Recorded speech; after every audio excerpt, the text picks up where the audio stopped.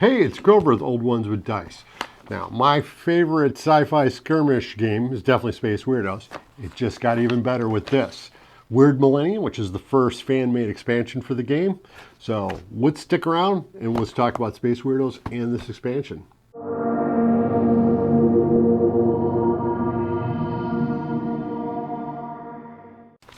I love Space Weirdos. It's a great game. Got a unique movement system based on these little 5-inch measuring sticks. All the measuring is done with this. Blast templates, flamer templates, ranges for shooting. It's all done with these simple little sticks. No tape measures involved.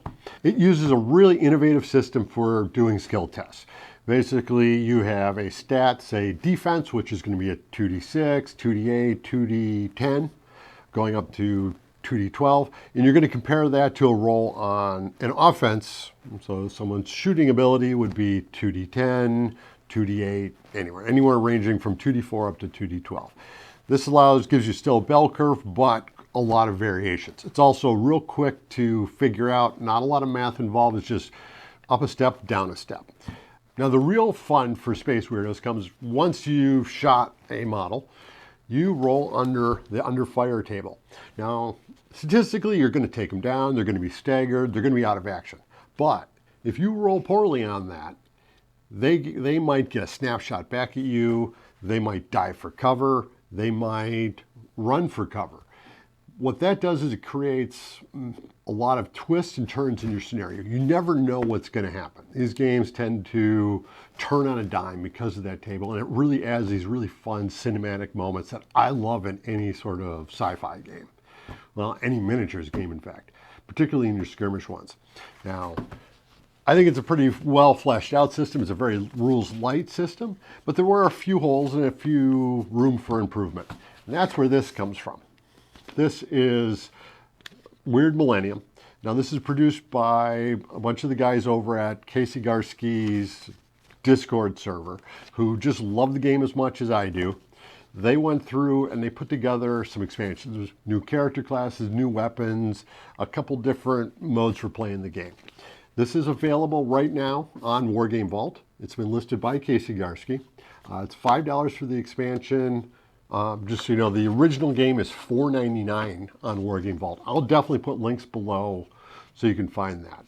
Now, for the first couple of months, any money's coming in for Weird Millennium, those are going to be going towards charities supporting LGBTQ plus youth.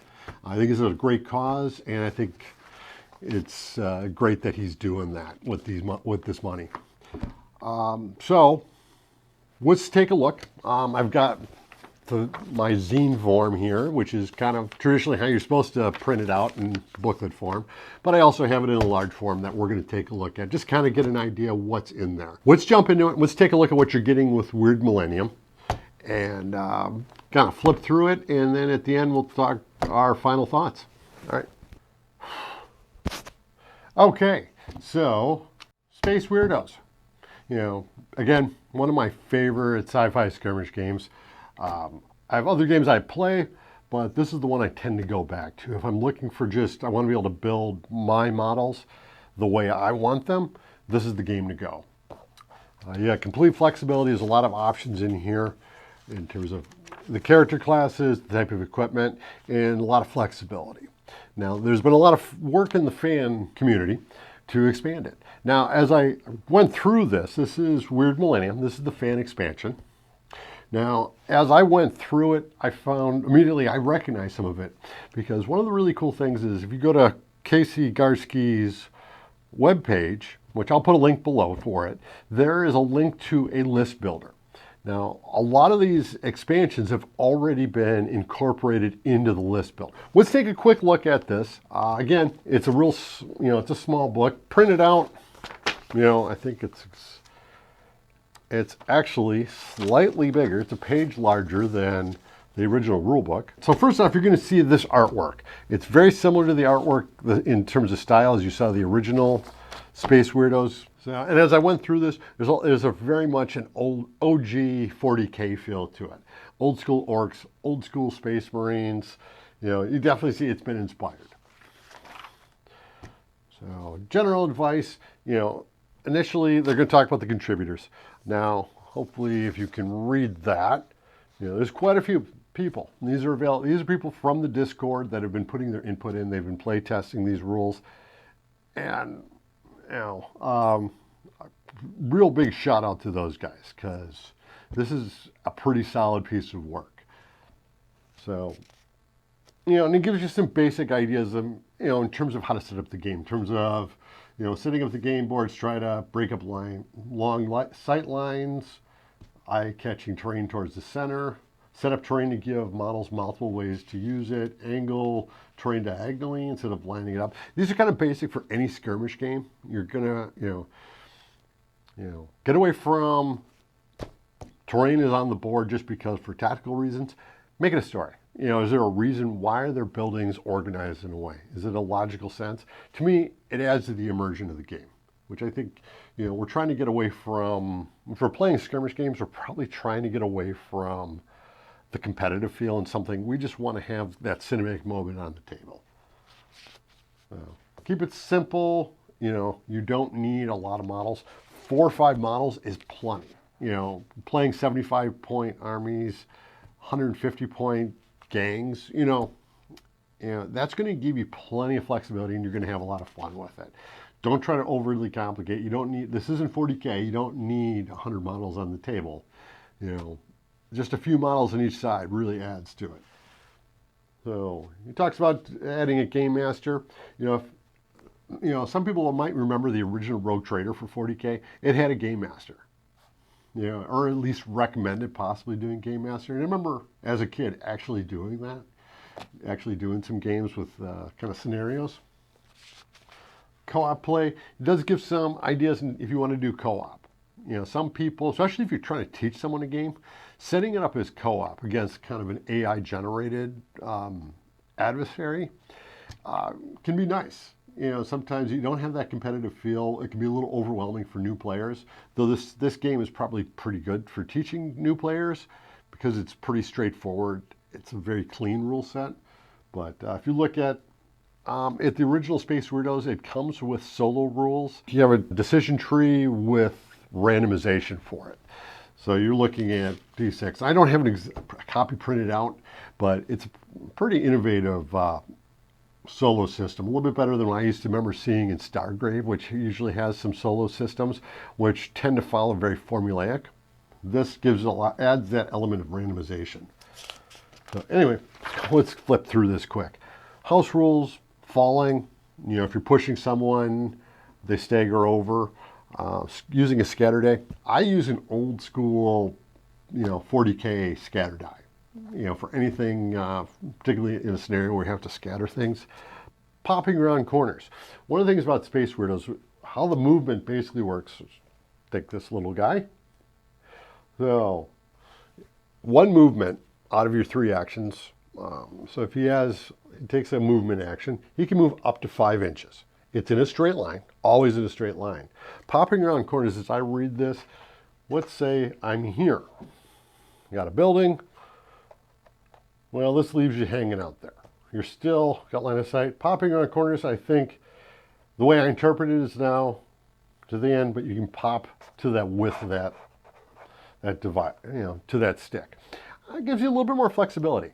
Otherwise, in order to get here, that would actually be 2 movement actions. It would be 1 to here, the second movement action to get fully around the corner. I haven't found it to be too cumbersome to do it the original way, but this gives you a little bit of option for popping around cover and using terrain better. As you can see, I've even made 3D printed Space Weirdo measuring sticks. So, we'll keep going. Stray shots, if you miss, is there somebody kind of in line of sight? You roll to see if you hit them. You don't, shooting into melee, kind of determining, rules for that. Long shots. Now, if you were to play on a particularly large board, bigger than your standard 2x2, 3x3, it incorporates some rules in terms of like taking long shots across the board. Again, not something I've encountered as much. We've generally tried to stay in the small ones, but any of these rules are generally house rules that you don't have to take them. You talk to your opponent, you say, hey, what about this, this, and this?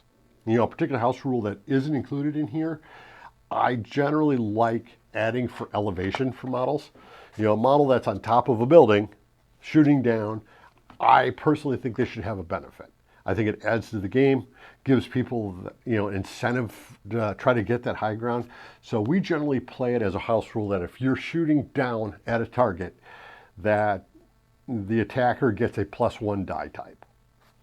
Kind of encourages people to try to get to those clock towers, to get to the top of buildings, and kind of fight for it. So anyway, powerful models. Now this is something that came out of Sword Weirdos, which is kind of the sister game to Space Weirdos. As you can guess, this one's the fantasy version. Most of the mechanics are the same, but there are some key differences in terms of special maneuvers based upon the weapon. But one of the things that's added in here are powerful weapons, so you can have dragons or demons, something larger. Basic idea is once it's been knocked out, it's not knocked out. It takes basically a wound token and starts over. So basically it has to be shot twice. And you can modify that. If you want something really powerful, you can give it 3, 4 wounds in order to do that. So you want to represent, it might be fun for a co-op game. 2 gangs teaming up to take down a really large kaiju or robotic sentry, whatever you can come up with. Intoxicated. This one, I'm not quite sure where that one comes in. Kind of basically, adding an additional condition so that your stats are lowered. Gang up bonus. Again, this comes out of Sword Weirdos. When you have melee attacks, let me find, let's say these 2 chappy robots this one's engaged in melee, they're locked together. When this second one comes in, they get a bonus, they get an extra die type because they're teaming up. Actually, not too bad. Probably plays more in Sword Weirdos, but if you play a lot of melee focused gangs for Space Weirdos, this might be something you might want to look into. Orcs particularly could probably benefit for something like this. Extra firepower to give yourself kind of a lower firepower, lower defense. Just something that's points modifications. Booby-trapped objects. This can be something that, again, talk with your opponent, maybe secretly before a game you decide certain pieces of terrain, certain objects on the board are going to do something. It kind of gives you some rules for that. Entering the arena. Now this is an area I think actually, this is a rule I probably will incorporate myself. Rather than placing all your models, taking turns placing models onto the board until you're done, basically no one starts on the board. And your first activation is, you're moving onto the board. I kind of like that, actually. Gives you a little bit more flexibility in terms of choices to make as that first turn. Minions, these are basically rules for having really low-powered monsters out there. Basically, you don't roll onto the under fire table, they're done. They're just, as soon as, if you hit them, they're knocked out. This might be a way to do, swarm attacks.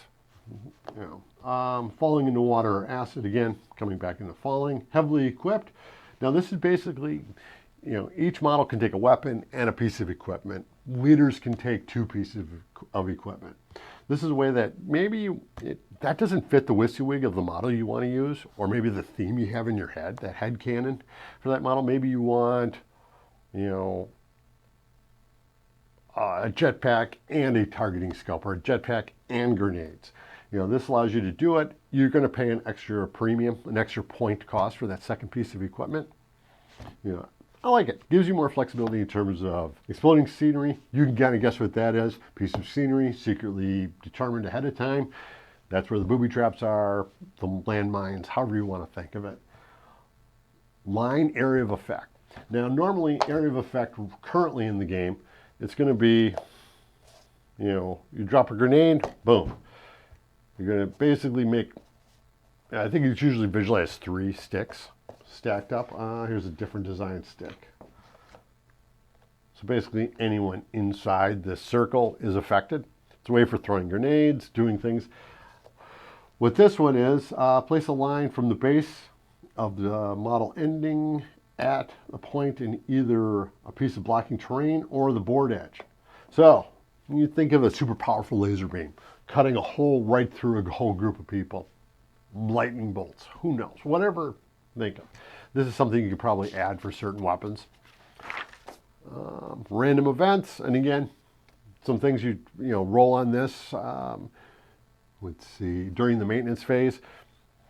Seems like it's a lot. I'd probably, my choice would probably be reduce the amount of times that this happens, because one turn it's poisonous fog, the next turn it's raining. I don't know. It seems a lot here, but yeah, everyone should try their own way.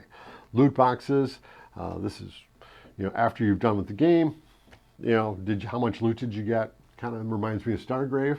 You get some certain items. Now there's a couple new command points. Part of the key of Space Weirdos are the command options.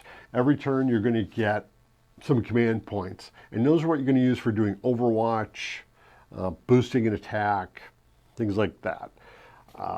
This adds a few more, which I actually really like. Witness me, but basically you've died. You're about to get taken out. You can spend a command point. They get a free attack. Well, they get a dying attack. I like that. Adds to that cinematic aspect of the game.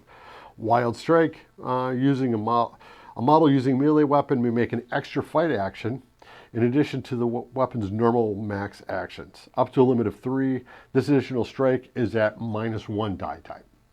Makes sense? Seems like, again, kind of giving a little bit more favor towards melee weapons. It is SciFi Skirmish. If you're fighting with melee weapons, you tend to kind of be at a disadvantage.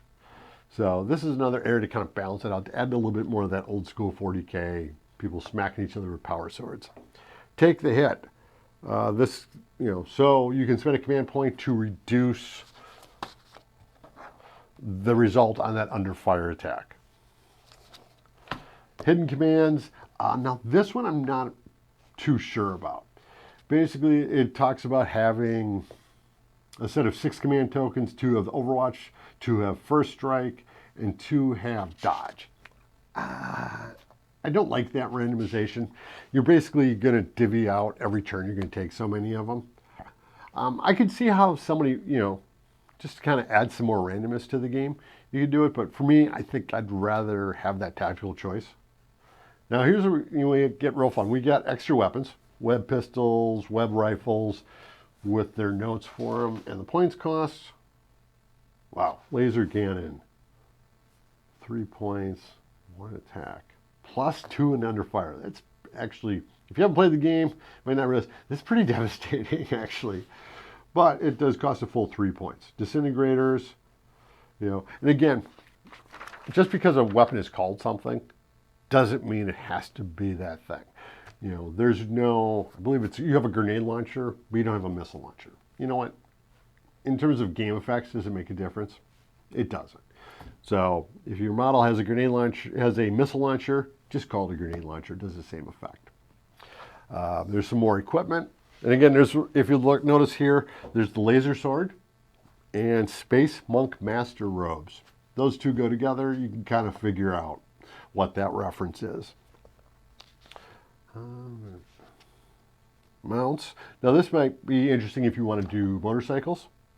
+1 to power rolls versus models that aren't mounted. Cannot climb terrain.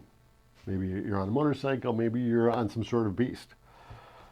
Stealth suits. Now this is a rules variation. The stealth suit in the game can be kind of overpowering, especially if someone says, hey, everybody in my gang, they all have stealth suits. Kind of puts you in kind of an awkward situation where it's like, oh, okay, I guess I don't get to shoot anybody. What this does is it says, you got a couple different options in order to get around that. A, rare, there's only 1 per warband. Kind of arbitrary. Now, that's kind of setting an arbitrary limit like that. I'd prefer to have like a reason why.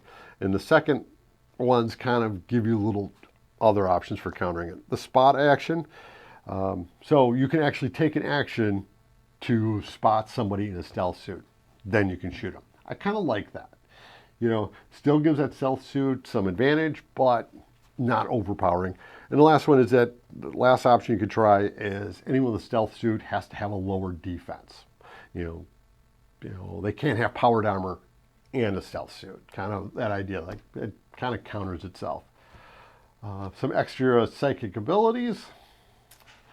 Then there's the teleportation, and I've ran into this one. Teleport can be quite powerful in the game. It allows you basically, you pull it off, you can place yourself anywhere on the board. There are some recommended limitations for that, perhaps line of sight, can't teleport into base-to-base contact. All right, I'll flip through more. Warband traits.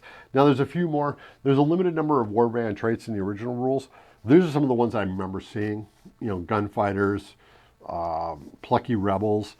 These basically, your warband has a certain benefit just for, limitations and benefits, depending on their warband trait. Add a little flavor to your gang, and then your leader has certain traits. Here's a few new ones in here.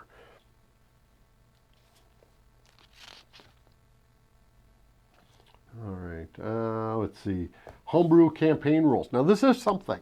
Now, I did a video about doing a Space Weirdos campaign. We did basically our session 0 where we outline what we do. We have actually played some games. I'm having computer troubles, and the editing with the multiple camera angles has really been taxing my computer. I've been doing some upgrades on my computer to try to get that to work, but I'm having trouble getting that editing out. But one of the things we did in that campaign, we used basically what happens when someone's out of action. We used a modification of the chart from Stargrave. Well, here we have one right here. This is your out of action table. So roll 2d6, capture,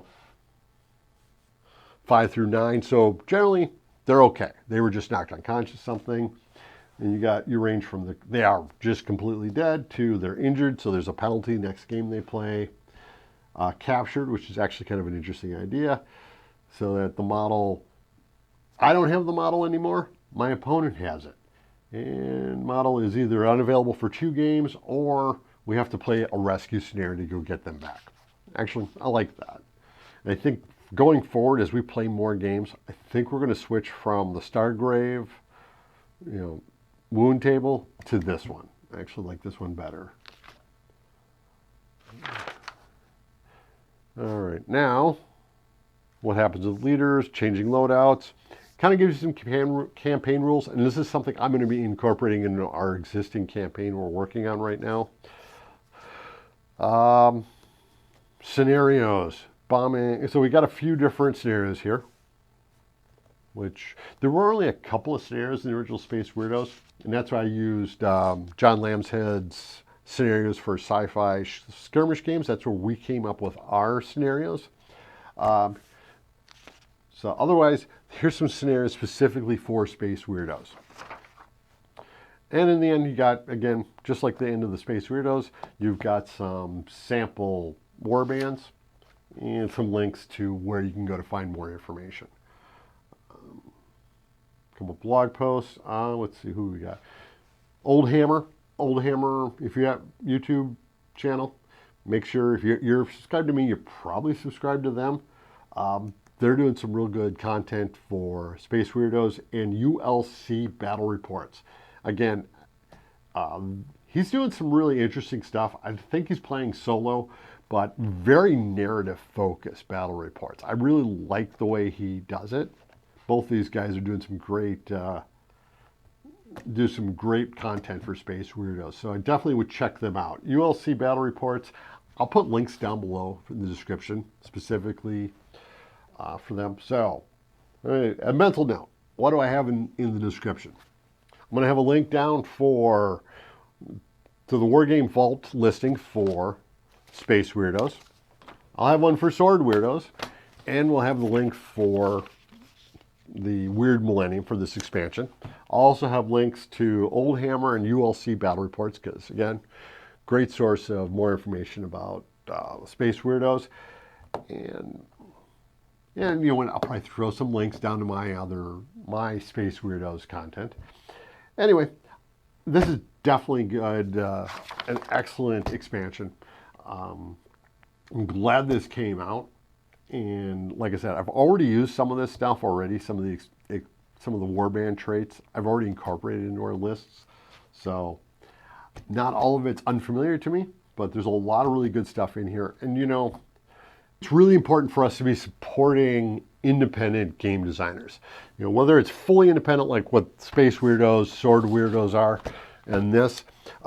Casey Garski also has, in collaboration with Osprey, he's got Voidfighters. I'll put a link to that. I think there's probably an Amazon listing for that rulebook, which I think there's some elements in terms of like his basic design mechanics, but adapted to, you know, space fighter combat. It looks good. It's something you're probably going to see on this channel at some point, because I do want to get some space combat content. But anyway, I really like what Casey Garski's done with both Space Weirdos, what the fan community has done with this expansion, and I really encourage you to get out there, you know, buy these games from these guys, support independent game designers. So until next time, this has been Grover at Old Ones with Dice.